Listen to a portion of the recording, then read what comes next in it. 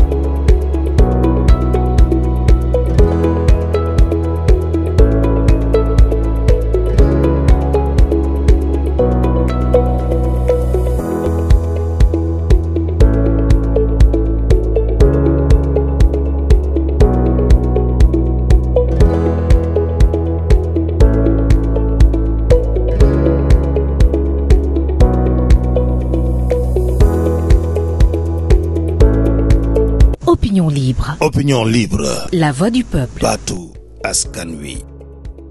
asalaamaaleykum Sénégal tey émission bu bees tàkk la ñuy indil bu ñuy wax à vous les jeunes kaddu ndaw ñi l'avenir de nation nag ñu koy xaar ci jeunesse am comme ni ko maam Baye Niass doon waxee dis-moi quelle jeunesse tu as je te dirai quel peuple tu seras mais quelle jeunesse mu ne celle dotée de caractère noble et d'ambition élevée moo waral tey suñu temu tey ji gis nañ ne nag ici au Sénégal sur le terrain politique le terrain social lépp lu ñu wax ñu ne jeunesse ñu ne ndaw ñi jiite leen au devant de la scène même au niveau de l'opposition c'est la jeunesse qui s'oppose mais ndaw ñi seen place sentiruñ ko les jeunes sont à la quête de réussite de l'emploi de formation et autres j'en passe mais ba léegi ni ndaw ñi retrouvé guñ seen place ñu bëri nag di wax ne Sénégal on a une jeunesse malsaine ñenn ndaw ñu ne déedéet il y a une jeunesse consciente et intelligente bu nekk ci dëkk bi boo xam seen droit et devoir loolu nag moo waral tey suñu émission tey def benn plateau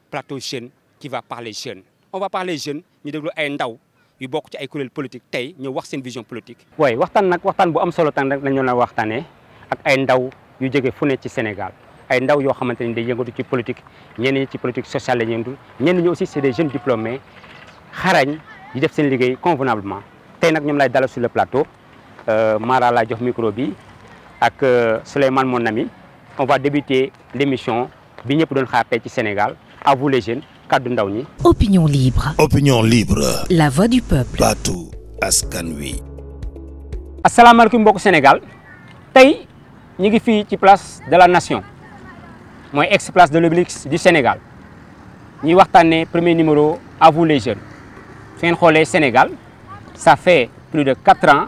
ngeen gis yëngu-yëngu yi am ci Sénégal te fu ñu déggee yëngu-yëngu rek gis ngeen ne ndaw ñi ñooy nekk au devant de la scène ku ne di xalab Sénégal ku ne di xalab ndawu Sénégal ñenn ñi jàpp ne on a une jeunesse malsaine ñenn ñi ne déedéet jeunes yu bëri taxaw ne dañuy intéressé wu sur le devenir de leur pays le devenir du Sénégal et de l'Afrique tey nag ñuy dalal suñ premier numéro fii ci Opinion libre ay jeunes ay ndaw yu engagé wu di xalaat devenir du Sénégal di inquiété wu ci devenir Afrique ñu dalal leen tey muy suñ premier numéro à vous les jeunes may dalal sama gauche Landing Sissoko Landing maa ngi lay ziar. delloo ziar sëñ Tine. salaamaaleykum maa ngi nuyu ñu ma bokkal plateau bi yëpp. présenté wu maa ngi tudd Landing Sissoko. donc je suis scénariste junior di yëngu ci wàllu culture. d'autant plus que maa ngi nekk militant ak membre mouvement social panafricain. bu ñuy wax penc mi. donc mbégte la si ñun ñu teew si jotaay bu mel nii.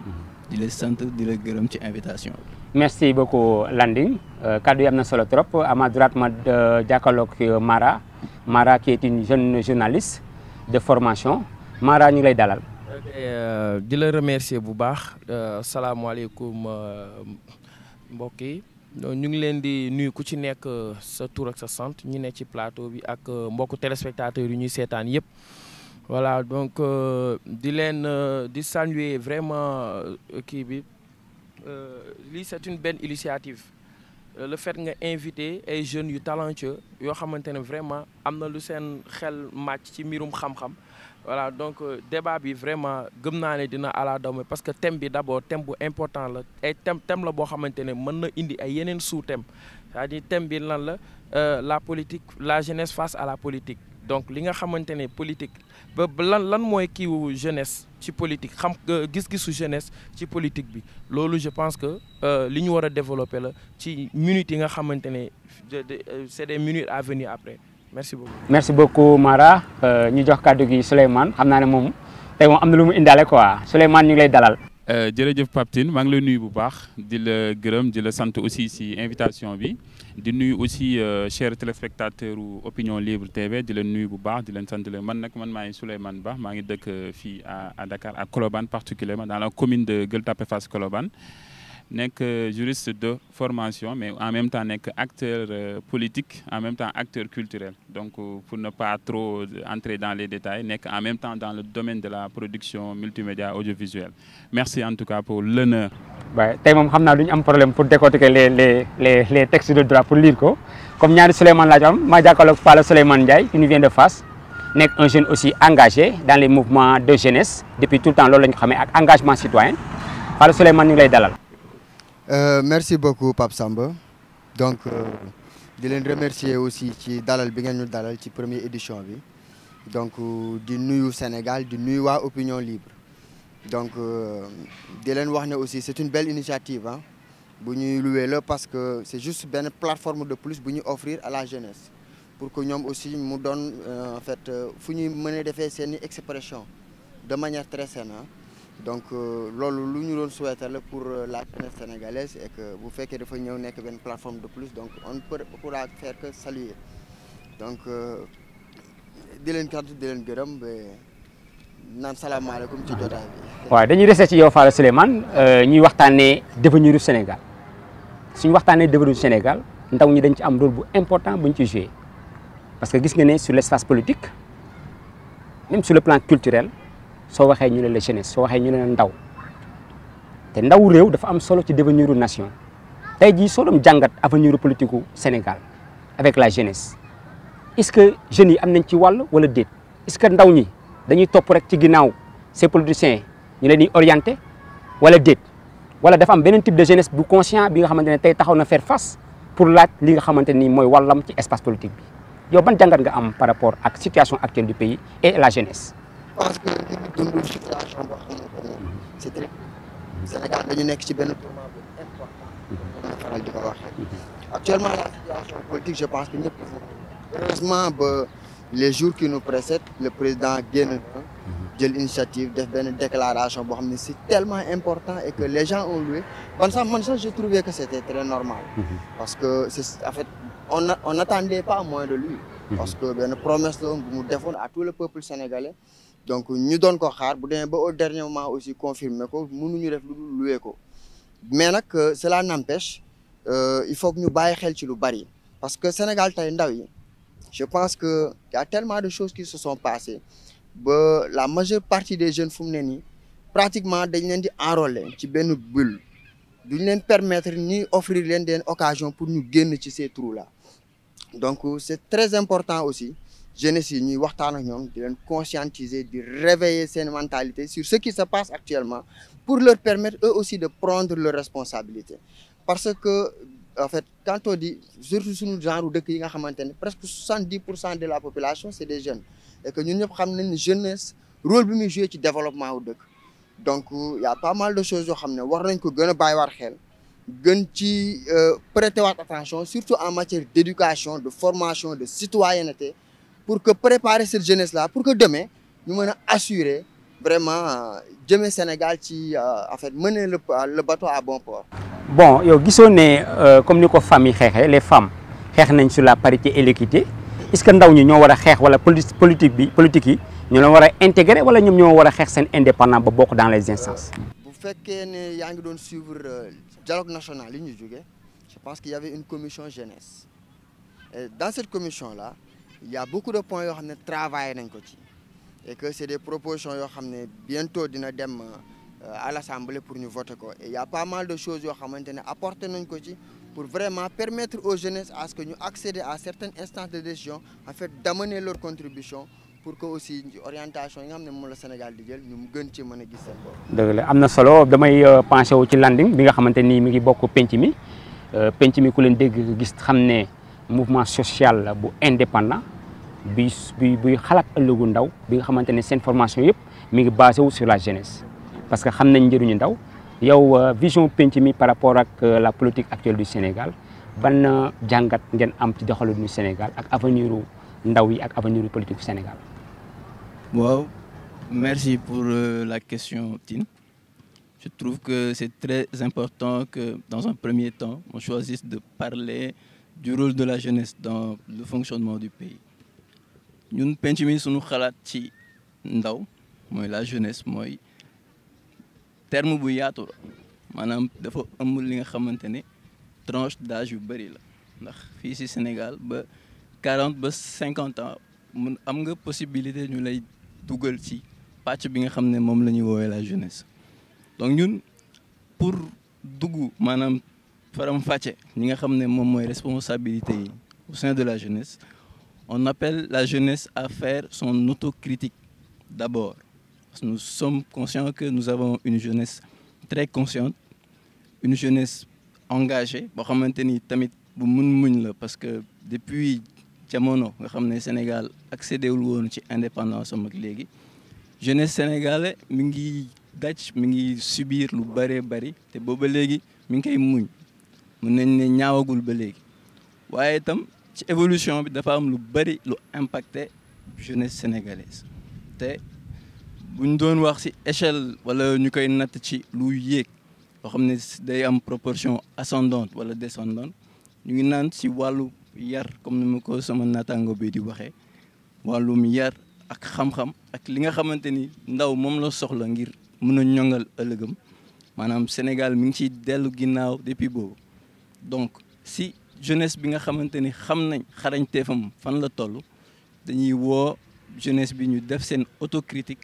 xam ne ñuy naan yow yaay magu ëllëg yow yaay kilifa suba war a yore yaru ñi nga xam ne ñoom ñooy nekki ndawu ëllëg donc yow day baax nga xam sa bopp xam yow yaay kan balaa ngay mun tegu ci yoon boobu nga xam ne moom mooy yoonu jëm ci yoonu mag.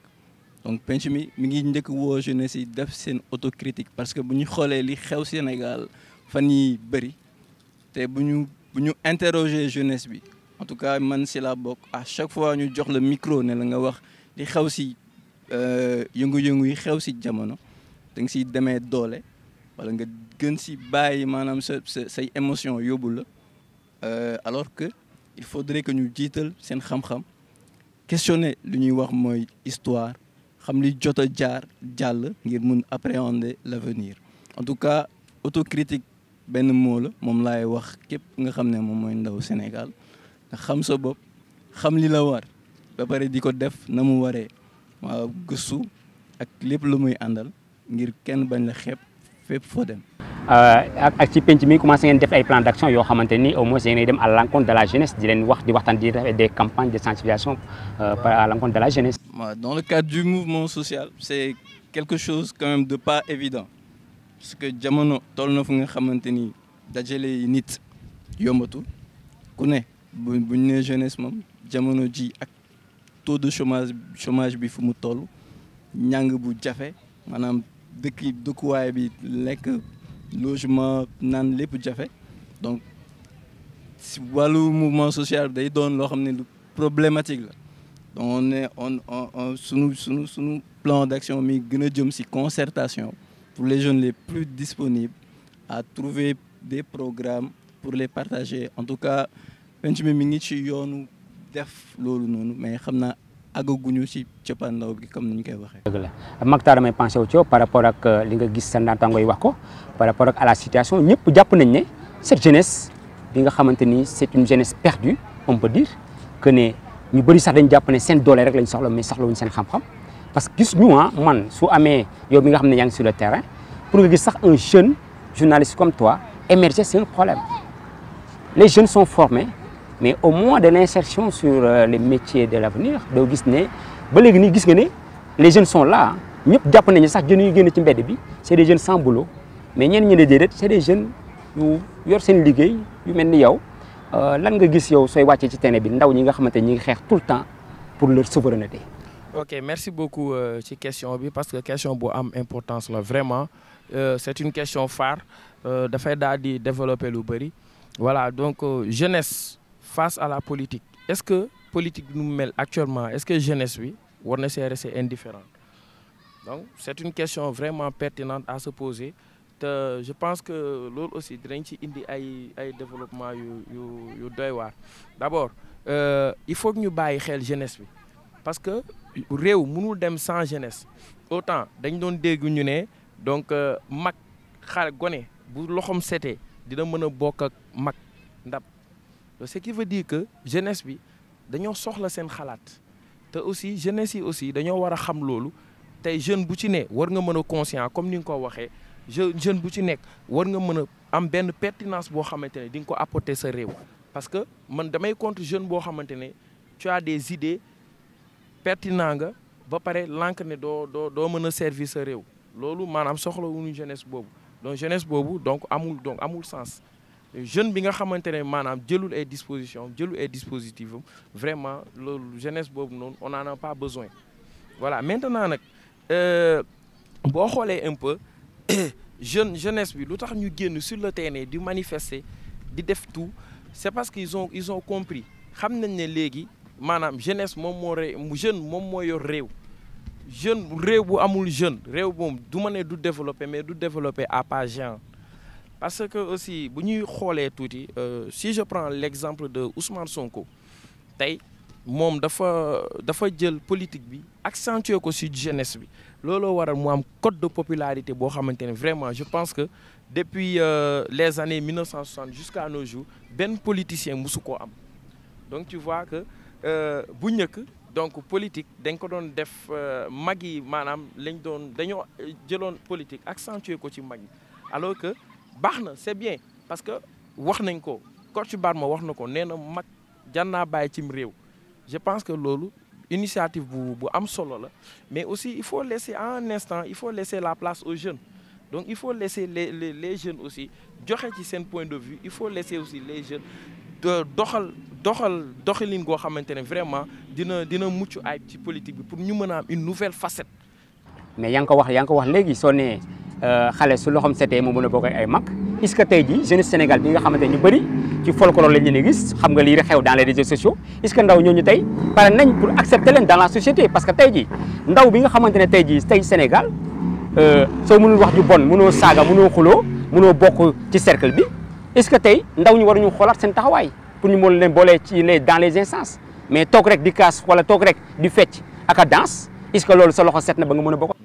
voilà donc loolu c'est une partie de la jeunesse loolu mais jamono ji à 90% jeunes yi dañoo mature léegi certes li ngay wax am na ay jeunes yoo xamante ne peut-être dañuy foo di ñu leen di gis lu ñàkk fayda mais jamono ji nii à l'ère actuelle les jeunes sont aussi conscientisés faaw ñu xam loolu tey boo xoolee les jeunesses ñoom ñooy les premiers à rayante génn pour rayante ci injustice face à l'injustice donc bu ñu jëlee jot na fi am na ay événements yu jot a xew am na ci ay événements yu jot a xew yoo xamante ne donc ce sont des événements bon injustes te pourtant les jeunes ñoom donc ils étaient les premiers à s'imposer ñoom ñoo jóg xeex wàcc sur le terrain di raak ngir rek pour bëgg a jox justice ngir rek pour bañ ñu instrumentaliser justice bi donc actuellement instant bi xam nga ne jeunesse bi moom mu ñu def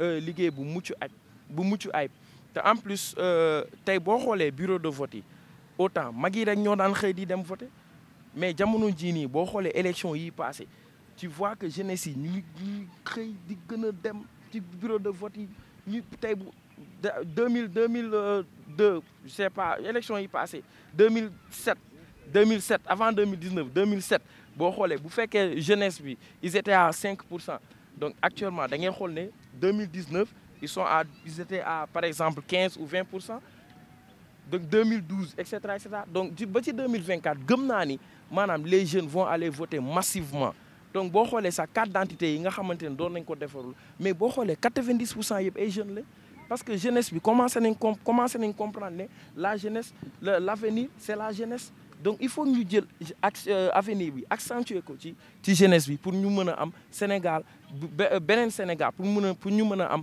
un Sénégal émergent te su may jël exemple sunu mag yu baax yi Serigne Touba ba muy sanc Touba il avait 34 ans donc il faut ñu bàyyi aussi jeunesse bi di mën a comme Ousmane Sonko ni mu ko defee di mën a exprimer wu di mën a joxe seen point de vue parce que c'est vraiment très important. C'est important ma ñëw ci Souleymane bi nga xamante ne moom c'est un jeune engagé ñu yàgg ko xam sur des actions sociales au niveau de son quartier ban projet parce que je te vois en tant que jeune nekk dans un parti politique bu ñuy wax di woote ci Sénégal émergence quand on parle d'émergence mënuñu émerger en laissant les jeunes derrière yow par rapport au sein de la coalition ndaw ñi seen place ak ban jàngat nga am ci situation Sénégal et les jeunes dans l'espace politique soo ko doon xayma tey ndax gis nga ne depuis l'accession au pouvoir du monsieur Macky Sall ban politique de jeunesse la def pour que jeunesse du Sénégal mën a représentative au niveau national et international.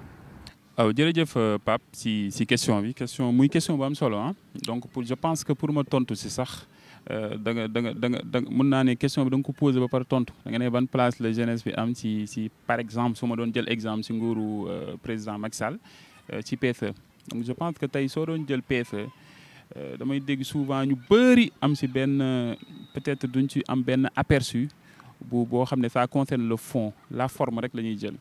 PSE comme son nom l'indique c'est un plan comme plan nga ne lii laa bëgg a def plan Sénégal émergent mais kañ ne le 2035 donc émergent guñu xaw ma ndax comprendre nga fu baax fu may waxee alors pour atteindre cette émergence c'est des piliers c'est des rampants c'est des étapes et des étapes est-ce que yaa ngi comprendre fu may waxee c'est des étapes am na si lu ñuy tuddee par exemple PAP 1 PAP 1 PAP 2 voilà yooyu day continuer ba 2035 donc c'est-à-dire que président Macky Sall man peut-être su ma doon xaw a fustiger tuuti gouvernance bi pas le président Macky Sall mais la gouvernance mooy peut-être sur le volet de la communication c'est-à-dire que nous dans notre parti on a juste un problème de communication tey mën naa jàpp ne le président a beaucoup fait mais on a du mal à divulguer ces choses-là. Un exemple sur la jeunesse. On nous parle de plus de 70% d'une jeunesse. Oui, ce qui est vrai. Mais une jeunesse active à 70%, malheureusement, non. Xam nga loolu très souvent lan moo koy waral on nous parle très souvent de chômage. Kan mooy chômage? Kan mooy chômeur bi moins? Mais un qualifié, un diplômé sans emploi. Mais on a constaté de plus en plus dans notre pays, il y a pas mal de jeunes yoo xamante ne amuñu formation ni qualification. Dama si génne nag ñi nga xam ne dañoo jàng ba pare am diplôme ñooñu amuñu liggéey ñooñu problème bu ñu confronté mooy entre offre bi ak demande bi sur le marché xam nga marché boo gis day am offre am demande ñooñu mun naa leen comprendre parce que par exemple mun nga jàng nekk juriste de formation nga def sa concours génnoo amoo chance recruter wuñu la si benn cabinet nga nekk nga am say doctorat wala master wala boog ñu recruter la benn liggéey boo xamante ne fayu la sa autour li nga jàng. Loolu je peux le comprendre loolu c'est injuste mais malheureusement nous sommes dans un pays pauvre loolu bu ñu ko fàtte. non man nag foofu dama lay dagg nous sommes pas dans un pays pauvre. parce que on peut pas dire que ne Sénégal mënoo am pétrole am gaz am zircon am toutes ces ressources ba pare tu te considères comme un pays pauvre. mais soo koy jël soo koy jël si ay baromètres ay indice de développement personnel nous sommes encore dans un pays pauvre maintenant am na yooyu wax yu bëri yoo xamante ne am nañ zircon am nañ or am nañ pétrole yooyu malheureusement c'est pas seulement le Sénégal tey soo demee Congo wala Centrafrique je pense que ñoom ñoo ñu ëpp ay ressources naturelles mais jusqu'à présent ils ont du mal à décoller loolu c'est des problèmes antérieurs. mais est-ce que nekkul loolu problème mu autorité lañ am problème mu background problème mu responsable problème mu éthique ak éthique quoi. Je vous donne juste un exemple bu gën a banal bu gën a simple en 2012 on nous parlait des bacheliers non orientés. Oui ou non? En 2012, 2011, on nous parlait des bacheliers non orientés. Loolu su fekkee am nga xam-xam bu xayma bu ndaw xam nga lu muy tekki kon ñu fi nekkoon de 60 à 2011 mësuñu sóoraale ne en 2011 on aura 80 000 étudiants à l'université 80 000 étudiants te waroon accueillir 5 000 étudiants donc on se retrouve avec 3 000 étudiants yoo xamante ne doo xam loo leen def et parmi ces 3 000 étudiants là ñu amoon benn politique boo xamante ne souvent ne les menait pas sur des branches yoo xamante ne c'est pour des métiers d'avenir. Je donne un exemple soo amee tey 3 000 nouveaux bacheliers généralement les 1 500 yëpp après dañuy dawal 2 ans cartouché après ils seront face au monde face au marché du travail face à un besoin te duñ xam lan la ñuy defati.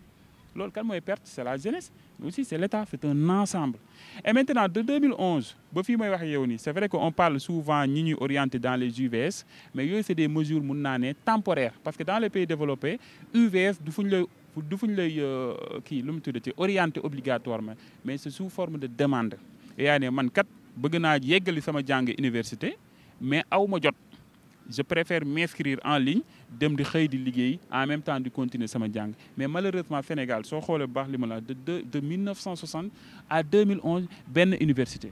Vous pensez que ça c'est pas un problème de gouvernance c'est un problème de gouvernance global malheureusement. Mais sous les régimes sur les libéraux, président Wade il a ouvert beaucoup d'universités. De tout le monde. Ablaye Wade de Saint-Louis à Bambey, Ziguinchor. D'accord mais tey jii je pense que tey soo duggee Google. du ma ko comparer à France soo duggee tey Google xool Paris ñaata université ñoo fi nekk mais da ngay jox. Mais des efforts ont été faits. Il y a des efforts mais je pense que il y a eu des efforts mais je pense que ces efforts n'ont pas encore suffi. ANSD il est à côté. Il sert à quoi? ANSD il nous donne des statistiques nee ñu d'ici 2 ans 3 ans 5 ans 10 ans Sénégal fii lay toll. soo xoolee tey suñu transport nous on est tout le temps dans le domaine terrestre on est en retard je le concède on est tout le temps dans le domaine terrestre. Tant que jëloo oto wala raay mais doo dem il nous manquait des ponts des rails des terres aujourd'hui bon am nañ chance am terre am yenn yi waa ji ñëw c'est vrai mais je pense que je parle même pas de la jeunesse sénégalaise mais la jeunesse africaine particulièrement les gouvernants africains généralement dañuy manquer souvent de vision je pense que tey sooy jël le président Macky Sall su fekkee am nga chance lire rek préambule bi wala juste introduction plan Sénégal émergent di nga xam ni que on n'est pas encore émergent mais on mène vers l'émergence te la jeunesse aussi au cœur de ce programme et les femmes aussi sont aussi au cœur de ces programmes. Maintenant benn conseil laa wax la jeunesse mooy man j'ai pas attendu la politique pour mener mes activités wala pour xëy liggéey j'ai pas attendu la politique. Un jeune. mais gàttalal waaw. waaw damay daaneel. Un jeune. doit toujours étudier. soo jàngee njëriñ la dara pour nga am xam-xam pour uti formation soo amee formation jéemal liggéey jéemal ut fooy casé wu jéemal defalal sa bopp ba politique ñëw fekk si la nga doy yeggali sa politique loolu c'est un conseil pour tous les jeunes. Fallou Souleymane par rapport ak li mu wax jàpp naa ne. état continuité la. ils nous ont compté le plan émergent te ñoom bañ leen di fal au pouvoir yoonu yokkute la ñu présenté comme programme 2 ans après ñu le plan Sénégal émergent. évolution la. Comme il en fait, le c'est dit, une évolution l'État c'est la continuité. Mais aussi gouverner c'est prévoir. Absolument. Comme ni mu koy waxee. C'est-à-dire depuis 2011 il y a eu des problèmes des constats yoo xam ne fekk nañ ko fi am prévision yoo xamante ne peut-être Abdoulaye mu ñu ko doon jaay des rêves que nous avons attendu ba 2011 2012 on n'a pas vu changement de régime donc même Macky mi bañ koy fal dañu amoon ci moom benn yaakaar donc ce qu'on attendait peut-être de lui c'était plutôt de mieux investir dans la formation orientée emploi. C'est-à-dire au lieu même parce que gis nga tey dafa am benn mesure bu bees bu gars yi indi même boo xoolee dans les établissements publics y a ce qu'on appelle le système Goana bi avec Abdoulaye Wade actuellement boo xoolee moom la ñuy continuer on pousse l'enfant à continuer bu demee ba certificat ou bien BFM après ñu soog koy bàyyi c'est-à-dire en fait dañ koy pousser pour muy passer mais sans pour autant se concentrer moo tax boo xoolee niveau élèves yi ça a tellement régressé ba tu te demandes est-ce que ces élèves-là comparés à d'autres élèves qui étaient dans les mêmes classes il y a 10 ans de cela mais ils sont même pas comparables. C'est-à-dire c'est ce que nous vivons actuellement. Gis nga en fait Sénégal émergent la ñuy wax. Il y a beaucoup d'ouverture actuellement. C'est un plan mais kon le plan vision là est-ce que yan jalon lañ teg pour mën a egg sax ci plan boobu noonu parce que plan bi ñuy compter. Depuis non c'est-à-dire commencé nañ PAP 1 bi PAP 2 bi actuellement ñu ngi ci ban PAP ñu ngi ci PAP 2 bi toujours lan moo yokk boobu ak léegi ci la jeunesse qu'est-ce qui a changé entre-temps ba tey la jeunesse là boo xoolee li ñu doon xeex en 2012 moom lañ doon xeex ba récemment ba barki démb la ñu waaj a soogay libéré. mais non mais est-ce que cette lutte là il y a tellement de choses qu'on traîne te jéemuñu ci apporter des solutions définitives mais on déplace les problèmes on les résout pas tey Sénégal loolu mooy suñu feebar on n'essaie pas de résoudre les problèmes mais on les déplace. parce que il y a 2 ans sur l'immigration clandestine le président de la République a fait appel à toute la jeunesse sénégalaise ñu dem fële daje au niveau de Diamniadio mais d'après les sondages ba ñu fa jógee ba léegi nii lan moo changé ci diggante bi ba léegi nii jeunes yi ñu ngi xeexaat seen indépendance jeunes yi ñu ngi war ci terrain bi. C'est un problème politique que ça soit la politique de la jeunesse la politique de l'éducation la politique culturelle tout nous avons des problèmes dans tous ces domaines-là politique yi ñu ci def moo baaxul en fait c'est ça le problème. Il va falloir revoir leur politique maintenant et jéem ko moderniser jéem a xool nan lañ koy réadapter parce que actuellement aussi les jeunes sont tellement conscients les choses sont tellement modernes que il est temps de moderniser même seen plan bi il faut qu'on le modernise réadapter ko pour que ñu mën a dem au même titre parce que aussi gis nga man j'ai l'impression que sax la jeunesse a dépassé même ce qui leur dirige pour man jeunesse bi dañoo yeewu ba dañoo sax dépassé ñi leen di diriger actuellement c'est loolu ngay gën a gis. loolu am na solo par rapport ak lan li mu wax yow est-ce que par rapport en tant que jeune diplômé qui vient fraîchement de sortir d'une formation est-ce que sentir nga loxo état ci ndaw ñi quoi est-ce que yow sénégalais bi toog yaa ngi sentir ne des efforts ont été faits à l'encontre de la jeunesse pour ñu mun ci génn. waaw d'accord bon damay wax déjà si sama naataango bi lu mu fu mu daanale. parce que ngeen jëlante kàddu su nekkee ne kenn wax na. d'accord ces propos par exemple bu mu ne lu jeunesse su 2012 doon xeex jeunesse su tey 2023 moom lay xeex c'est tellement vrai que mën nañ si yokk ni jeunesse su sénégalais bu dee xeex rek 1960 ba jamono ji même xeex bi la ñuy xeex mu dolli si ni solution ñëwagul ci problème yooyu noonu te yaakaar naa ni 1960 ba 2023. bu fekkee ay problèmes yi accumulé wu kon solution yu ko war a saafara doonul ay solution ordinaire pour sa question bi nga ma wax mu ñëwaat ci ñu parce que nous tey bu fekkee mun je suis peut-être pas légitime may wax ci place u jeunesse su sénégalais parce que complexité wu maanaam situation bu ñu nekk di dund dafa di loo xam ne lu jéggi dayoon mais en tant que jeune du juddoo Sénégal màggee fi on a eu à vivre toutes les difficultés yi nga xamante ni jeunesse bi jàkkoonte na ko jamono on est encore jeune peut-être pas peut-être sunuy at mi ngi jëm kanam am na ñu gën a ndaw ñuy gën a subir lu gën a métti que ñun lu ñu daj mais on va dire que comme sama naataango bi lu mu ko waxee ndaw warutul xaar ci gouvernement. Bon ñun en tout cas suñu position foofu la nekk. mais gouvernement bu jox tous les pouvoirs de décision jox la lépp et puis tu demandes des fonds pour la formation des jeunes nga propose ñu DER ANPEJ benn ndaw bi gis ne kii am na branlon il est accompagné et soutenu beneen ndaw bi aussi de notre côté aussi gis ne démb bërki démb ñi nga xamante ne tey jii ñu nekkoon ci Ebrak tey ñi ngi nekk est-ce que jeune boobu noonu am na patience de gis deux Sénégalais boobu quoi. C'est que pour ne pas tomber dans le jugement. Parce que aussi je sens la nécessité de faire un discours un peu plus objectif parce que tey bu ñu nee jeunesse ak état am ak nguur buy diriger dëkkam pour bañ a def tamit amalgame entre l'état et le gouvernement buy diriger le gouvernement teg na programme am c'est un programme que l'on doit respecter maintenant ñun dama ne la en tant que représentant d'un mouvement social état bi dafa am maanaam tout part des paradigmes l'état nous avons un état libéral nga xam ne Sénégal commencé na fal libéraux au pouvoir depuis l'an 2000 ñu gis seen politique bi ñu doxal boobaak léegi te président Ablaye Wade ba mu faloo genre def na fi congrès boo xam ne il a invité la jeunesse libérale de toute l'Afrique le discours qu'il a eu à tenir am na benn phrase bu mu si jàpp boobaak léegi mënu ma ko fàtte c'est pour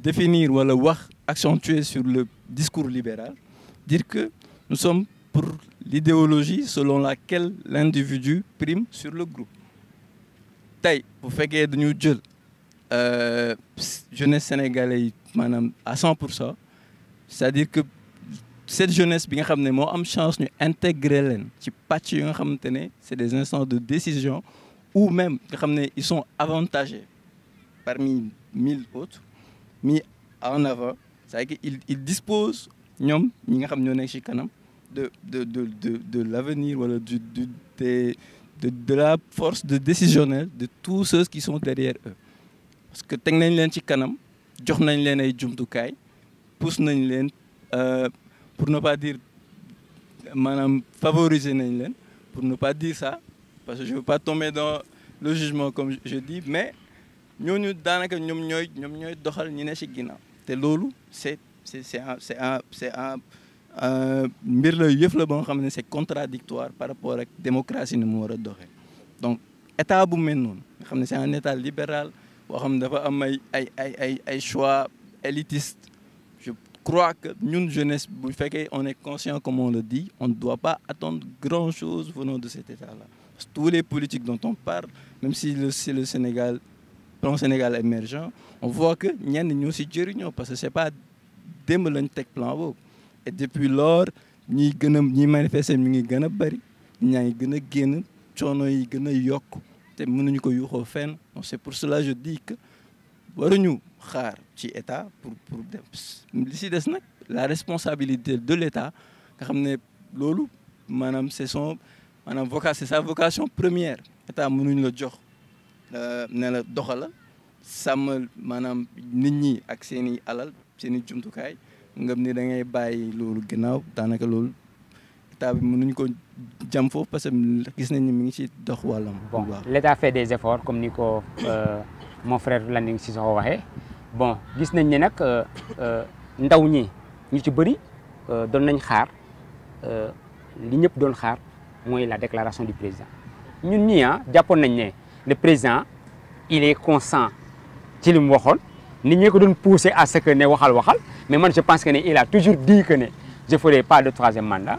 ñaari rakk laa julli tabaski laa julli benn bi def naa juróom-ñaar benn bi juróom laay def dem mais ñëpp di xaar naan na wax te moom ba mu waxee ba mu pare Sénégalais yi yàgg na ak lan lañ dem xaar ndax décision bi mu jël tout dernièrement am na lu muy influencer sur avenir politique Sénégal waaw wala déet yow ban jàngat nga am par rapport ak déclaration président bi ne tey jii renoncé na à sa troisième candidature la jeunesse seen kàddu ci loolu. Ok, merci beaucoup.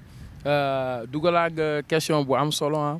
Alors moi je pense que donc le président de la République, si je peux le dire, donc il a subi une pression parce que le fait aussi mu xaar ba à un pas des élections pour renoncer à sa candidature, ce qui veut dire que il avait prévu donc d'être candidat.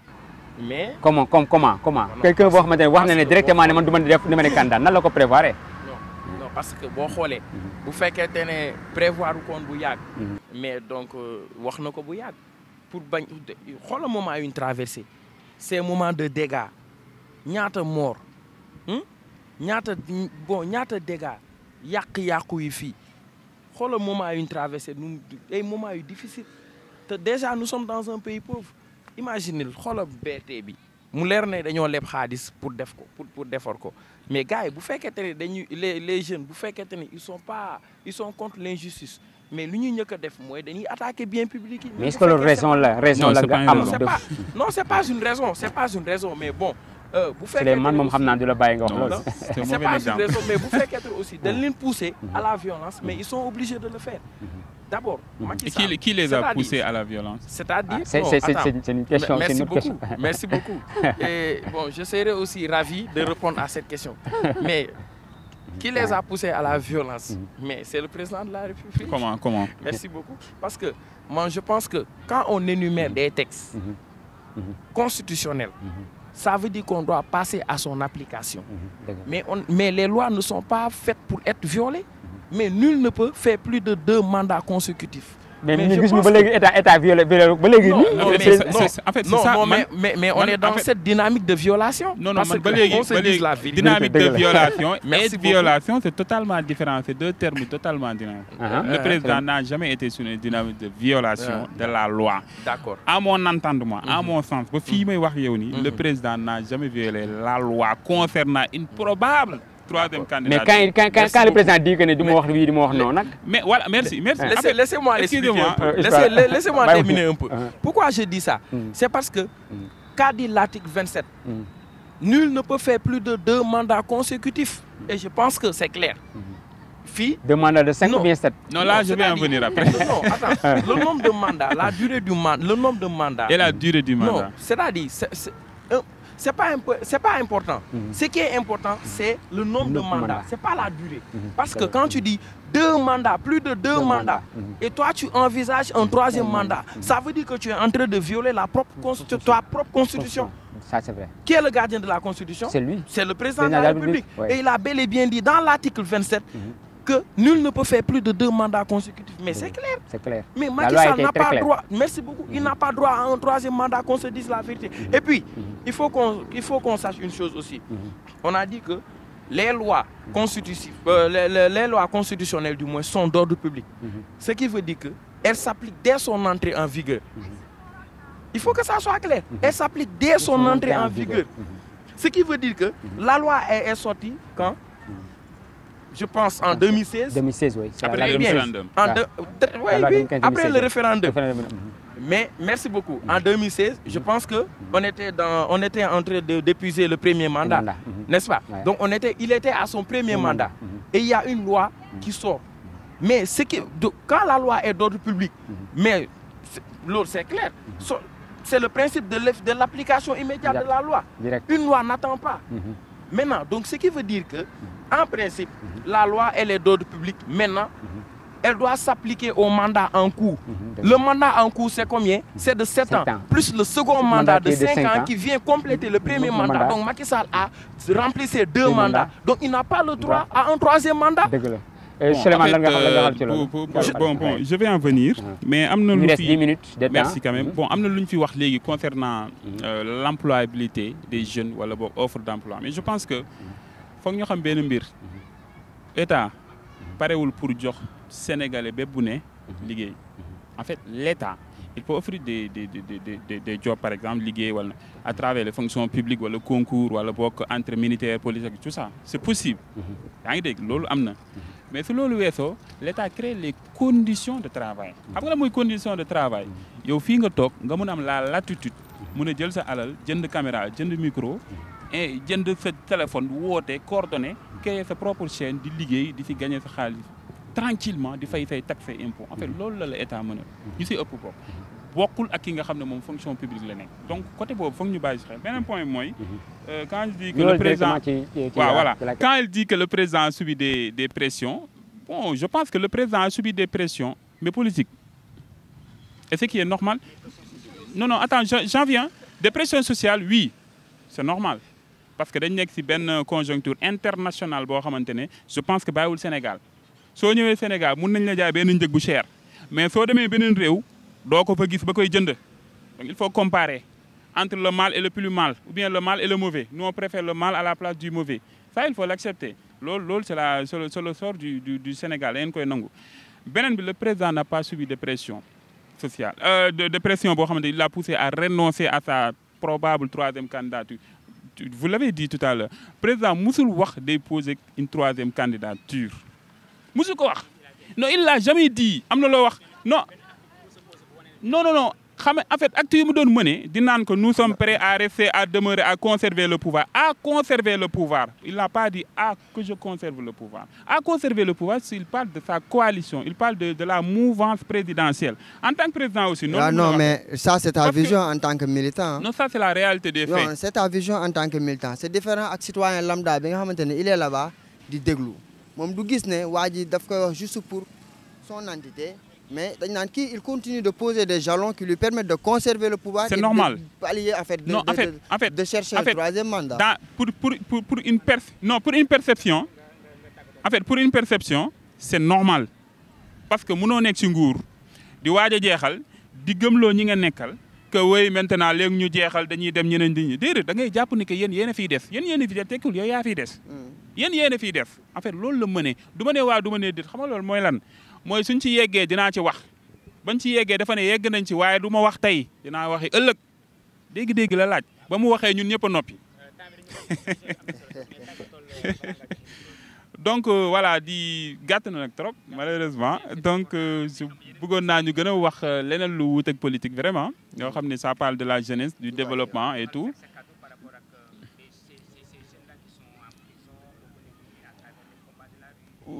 Bon di leen ñaanal njëkk rek comme le président moom moo am politique moom moo ñaanal njëkk rek comme président moom moo am la latitude et la légitimité baal leen maa ngi ñaan mu baal leen quoi yaa ngi dégg parce que tamit Sénégal réew mu jàmm la mun nañ rayante mun na def mais du mus a basculer loolu ku ko xalaat yow yaa ngi nax sa bopp Sénégal réew mu jàmm la di woote au calme xam nga Sénégal ñëpp xamee nañ ko dëkku jàmm dëkku démocratie dëkku politique ba ñuy politique ba Sénégal doone Sénégal ba léegi dañuy politique donc dañ ko xamee noonu ñu bañ a yàq réew mi bien yi itam ñu yàq nañu moytu di yàq les biens publics jàpp ni que président la ñuy naqaral d'accord mais le président suñ ko naqaralee tamit moom amul dara lu muy gagné wala lu muy perte ci loolu ndax mandaam su jeexee day dem ñun ñoo koy utiliser waat ñun ñooy jël terre ñun ñooy jël BRT ñun ñooy soxla courant ñun ñooy soxla ndox loolu moom je suis contre France ngi nii récemment malheureusement lañ dugg si yenn dégâts yoo xam ne mënoon na loolu sax c'était d'ordre humaniste que d'ordre politique si noonu politique du réforme yi am na fi ba léegi gisoo yenn niveau yi de cassure yi wala quoi xam nga yenn affaire yu sauvage yoo xamante ni voilà mais il a fallu que ñu laal loo xam ne c'est d'ordre humain nit bu ñu rey ah ñu doog a am benn déclenchement social boo xamante ne mosuñu ko gis France donc Sénégal je parle aux jeunes particulièrement mun nañ manifester mun nga dem place de l'Obélisque mun nga yuuxu réseaux sociaux yaa ngi fi ku nekk na nga far fa la neex mais évitons de gaspiller évitons les casses évitons les agressions évitons de yàq réew mi parce que réew mi Macky Sall il va partir keneen ak keneen ils vont partir il nous restera nous les jeunes ñun ñooy gérer donc di leen sant di leen gërëm di nuyu sama naataango yëpp en tout cas merci. Souleymane ma demaat ci beneen Souleymane di sonn mu Palla Souleymane. je pense que damay juste rebondir fi mu daanelee. En fait, c'est-à-dire, c'est le pire qu'on souhaite pour notre pays, moins violence. Je pense que c'est des choses que nous condamnons en tant que jeunes. Parce que nous, nous cautionner violence. Nous ne cautionner. Parce que cela ne nous mène nulle part. Au contraire de nous. Ce qu'on souhaite, c'est d'avoir une jeunesse réfléchie, qui collabore, qui participe dans les échéances en fait, pour permettre d'apporter sa propre en fait, pierre ci construction bi nga xamante ne moom la ñuy def au niveau national. Ce que nous souhaitons. Je pense que donc violence moom war nañ ko gën a seet ci li ñuy def teg ko ne mais aussi il y a des choses yoo xam ne dañ ko war a respecter. Le droit de manifester. kooku c'est garanti par la constitution. kooku waruñu ko xañ un citoyen. te je pense que dérive yu bari yi ñuy dund loolu moo ko indi. tey président bi désamorcé na la bombe à 40%. Oui, à 40%. Désamorcé na ko. Mais les jeunes non c'est-à-dire désarmé na ko à 40%. Mais est-ce que mënu ko def avant que plus de presque une trentaine de morts di ci am d'abord. Non mais non, c'est-à-dire est-ce que ça pouvait pas s'éviter tous ces morts. Non, c'est un ensemble de choses je suis désolé. C'est-à-dire voilà, ce qui s'est passé. Non, c'était un ensemble de choses. Non, Souleymane defal nank. Si troisième mandat bi daf ci bokkoon, libération détenus politiques yi daf ci bokkoon. En fait, def ay élections yu inclusif. Oui, éclairer ces lanternes-là. te bokk ci woon en fait malheureusement. Et puis aussi permettre à ce que ñu dem ci ay élections yoo xamante ne sera des élections inclusives que tout le monde puisse participer. Mais de l'autre côté aussi dañu gis ne il y a des jeunes qui étaient au pouvoir aussi di gënoon aussi di manifester contre ces manifestations. Il y a deux types de jeunes Non, mais ce qui s'est passé gis nañ ko c'est des nervis, c'est des hommes armés par xam nga. Attends, soxla ñu dugg ci yenn détails. Mais tàggatol soxla ñu ci jaaraat di ternir suñu. Quand c'est le pouvoir, c'est le nervi, quand c'est l'opposition, c'est du garde du corps. Ah bon? Mais tàggatol vous les considérez comme des gardes du corps qui étaient à force des fois Palla Souleymane sa dernier mot temps bi xam nañu. daw ci mbedd mi. C'est dernier mot garde corps, vous les appelez des garde corps. Nos garde corps, vous les appelez les nervis. Ce qui est garde corps dañu ànd ak FDS yi di wàcc ci terrain bi armé jusqu'au il y a des policiers, il y a tout le temps des policiers en civil. ah waaw en tout cas li ñu gis ñëpp gis nañ ko. li ñu gis ñëpp gis nañ ko. sa dernier mot après lay tàggatoo. donc di nuyu ñëpp. Pape Samba. di rafetlu émission bi. comme ni ma ko waxee plateforme la buy permettre ñun jeunesse ñu exprimer wu. en fait sans contrainte. te lii moo ci neex c'est ce qui fait le charme du Sénégal. c'est d'avoir des débats contradictoires. ku ci ne ñëw ak sa idée sa vision. ñu waxtaanee ko. mais def ko ci ambiance su kaf foo après. on n'est pas des ennemis. juste des adversaires politiques. et nous sommes de grands amis. donc ñoo bokk commune bi. en tout cas merci joxal ma ñu gën a dépassionné débat bi. dëgg la xam ne réew mi benn réew la benn bopp la kenn mënu ko xaar ñaar. dëgg la et c'est très important. dëgg la ñuy waxtaan di mener des débats démocratiques. mais di retrouver autour de l'essentiel. parce que benn Sénégal la. dëgg la du ñaar du ñett. du ñaar du ñett dëgg la am na solo. asalaamaaleykum wa rahmatulah. alhamdulilah am na solo Landing lan ngay tàggatoo ce message de la fin à l'encontre de la jeunesse. D'accord. Pour être bref ma ne sama message du jéggi plateau bi d'abord. parce que gis naa c'est des militants vraiment très engagés ñu fi nekk. ku gis seen xar kanam xam nañ maanaam ay royuwaay leen ci jeunesse bi. donc un message bref mooy am na mbir yoo xam ne jot nañ ko jéggi. maanaam si dëgg la am na yëngu-yëngu yu am yu bari. mais am na loo xam ne jéggi nañ ko. c'est que tey même si nee nañ c'est pas à saluer que président bu jug ne du ma def 3e mandat. que ndax waru ko woon déjà. c'est bien mais vu que sorteem am na lu mu apaisé. pour man ñun ñëpp war nañ bokk di xool ci kanam. beneen bi mooy le discours parce qu'on parle de jeunesse et de politique. on parle de discours parce qu'on sait que le discours est capable à une force boo xamante ni c'est une force très énorme que ki nga xamante ni moom moo koy prononcer moom la nekk à sa disposition war na xam nan la koy user donc des termes comme li nga xam ne day favoriser la violence wala lu ni mel maanaam war nañ di ko soigner maanaam lu bëri daal képp ki nga xam ne acteur politique nga war nga xoolaat sa discours xam nan ngay wax ndax si nopp ñoom dem maana dégg-dégg bi nga ci am yow ñoom seen dégg-dégg yàggul foofu soigner le discours en tout cas may saluer initiative bi di ñaanal Sénégal fu mu jëm maanaam mu doon ay bëccëg yoo xam ne yu naat la macha allah. am na solo le mot de la fin.